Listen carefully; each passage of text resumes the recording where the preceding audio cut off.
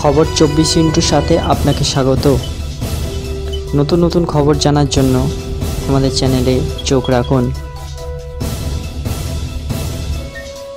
ফের বন্ধ হয়ে গেল ডুয়ার্সের মধু চা বাগান। কর্মহীন হয়ে পড়লেন 700 শ্রমিক।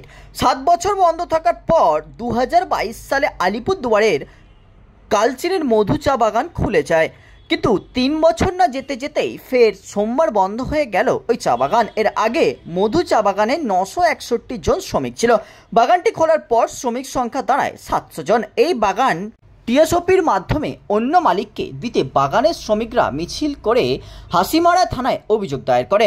মধু চা বাগানের শ্রমিকরা 6 মাস ধরে বেতন পাচ্ছেন না, কিন্তু বেতন না পেয়েও কাজ করে যাচ্ছেন শ্রমিকরা।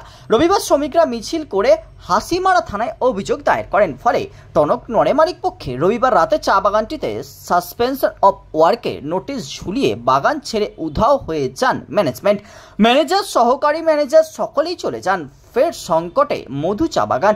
এই বাগানের শ্রমিক সংগঠনের নেতারা জানান, 6 মাস ধরে বেতন বন্ধ শ্রমিকদের। প্রভিডেন্ট ফান্ডেও টাকা জমা হচ্ছে না। সেক্ষেত্রে চা বাগানটিকে আবারও বন্ধ করে দেওয়ার সিদ্ধান্ত নেয় কর্তৃপক্ষ। ব্যুরো রিপোর্ট, খবর 24/7।